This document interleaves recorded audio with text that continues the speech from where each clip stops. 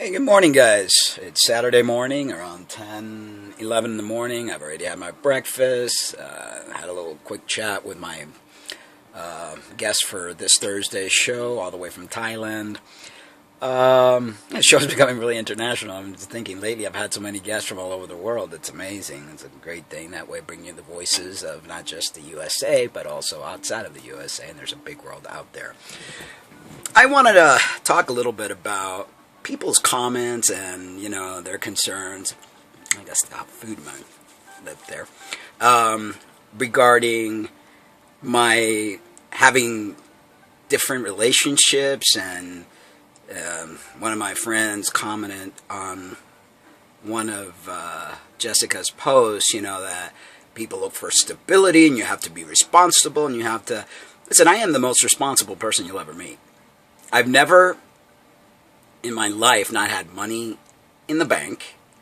I've been a saver because I'm very, very frugal. That's the reason I'm able to afford myself this kind of life. I'll work for 6 months because my field pays me well, and then I save, and then it's like, okay, I don't like the system. I don't like the medical system at all, and that is why this time around I decided I'm not going back. I've always gone back out of necessity in a sense, but it's not my cup of tea. They don't really care about healing people. They're there to barely keep you alive, to keep pushing medication, to bill your insurance, and if you're older, to bill Medicaid. I mean, it's a racket.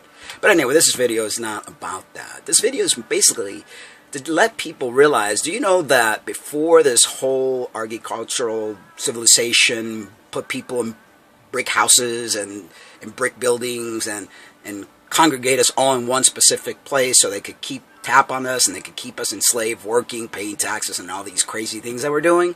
We were travelers. We were gypsies. We didn't stay in one place put. It was part of our makeup. It's part of our indigenous ways.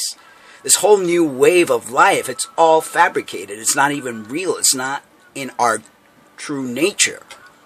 So I'm the one that's doing it right. And I'm not judging you guys, but a lot of people judge me. And this is who I am, This is the person that I am, and I've been this way since I was a little kid. I remember at 10 years old, I ran away from home on my bicycle, and my cousin and I had talked about it, because he was, really miserable, and I was like, I've always been the type of person, well, hey, I'm going to help you, I'm going to help you realize your dream. And I went. It wasn't bad when I was at it. I mean, my dad was abusive, drunk, and all that stuff, but I always been able to handle anything in life. So I got in my bike and I just rode the street, 10-year-old kid with a little bag that I put together, riding to go to my cousin's school because he wanted to run away.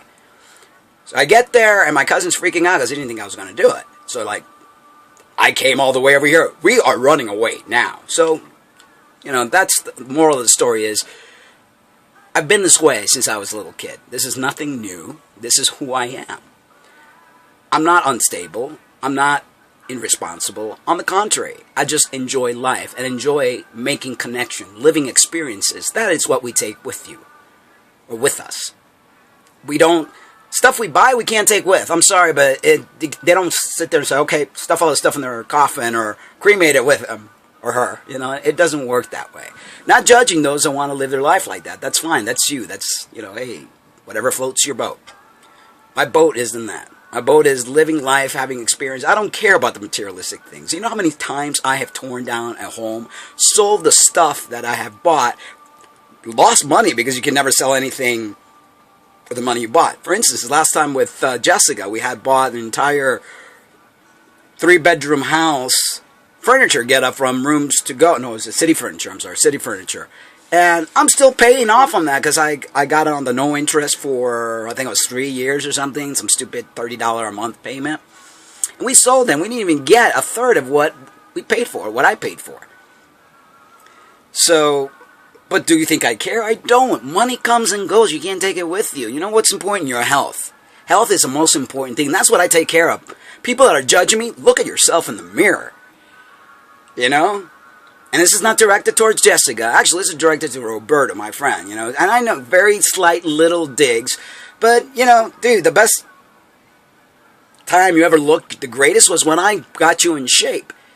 So you can have all your stability and all your furniture and all whatever, And all these people do all these surgeries and cosmetic stuff to look good, yet you're freaking dying inside. You're toxic. I at least take care of my temple. No matter where I am in the world, no matter how many travels I do, no matter what I do, I take care of me. Because you know what? This is my pride possession right here. And my heart. And I make connections with people. You know, it's not that I'm trying to find the right connection. I'm trying to find the person that I want to spend the rest of my life with. The person that I want to grow old with. And I'm not going to settle. I will never settle. I'm sorry, but I'm not. So if things aren't, you know, the way that they're meant to be. And I'm not looking for perfection because there's no such thing as perfection. And it's not about looks. Okay, I'm a very picky person when it comes to my living arrangement. I will not, and Jessica was not messy, so, because every time I say something, she thinks it's her and then she gets all mad at me. I have a certain way. And, you know, as you get older, you don't settle. And it's, like, again, I'm not looking for total perfection, but let's have a little compromise on certain things. And, you know, my health, there's no compromise on that one. You know, and I started doing things that I was not in my frequency. Not to blame anyone, I blame myself because I allowed myself to do things that I shouldn't have. So now I'm in my right path, and the person that's going to spend the rest of my life with me has got to ride that same wave. Or close enough. I mean, I know perfection does not exist, and I'm not that dumb to think it does. Anyway, that's about it. And I'm sure a lot of you know, yes, I'm in a new relationship now. I'm going to see how it goes. You know, it's like, to me, if you don't take risk, you never know. You'll never know, and then you'll live in regret. I don't want to live anything in my life in regret. I want to be able to enjoy my life. I want to be able to say, when I'm in my deathbed, damn, I did it my way, and I did it. You know, and I did all these things, and I've experienced everything, and that's living to me. So when I go up and soul, where the souls go, I'll have this whole, library full of experiences and feelings, and that's what I believe it's all about. You know, there are no expectations in life. You can't. I mean, you can't say, like, even when people get married and then this contract, you have to have a marriage license and a contract, you know, how can you say that you're going to live the rest of your life with this person? You know, people outgrow each other a lot of times. You know, you change, you evolve, and your partner may not.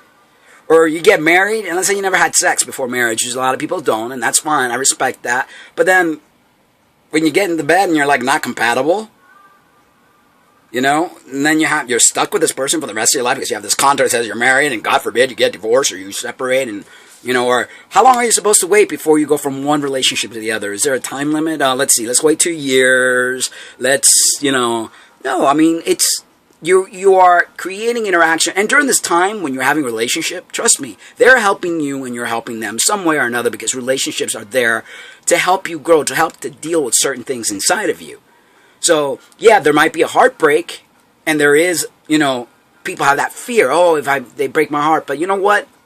That 2 months, that 3 months, that 3 years, that 10 years, whatever time it is you were with that person, that you experience that true love, that you experience that beautiful feeling, wow, wasn't that worth it? That to me is better than any alcoholic drink, than any drug, than anything. That beautiful time that you spend thinking and loving and holding and wishing you had them in your arms when you're in long distance, that is the best drug ever. If I could bottle that and sell it, I'd be a billionaire. Anyway, enough of my rambling. I hope I explained myself a little bit. You know, I'm not some monster. I'm not some flake. I am the most loving individual you will ever meet. And those that have been with me, that truly know me, I mean, they could, you know, they might be upset because we broke up or whatever, or I might have done something to piss them off or done whatever, but I'm not a bad person at all. And you could talk to the people that truly know me. Anyway, guys, I love you. But remember to always love yourselves too. Take care. Have a good one.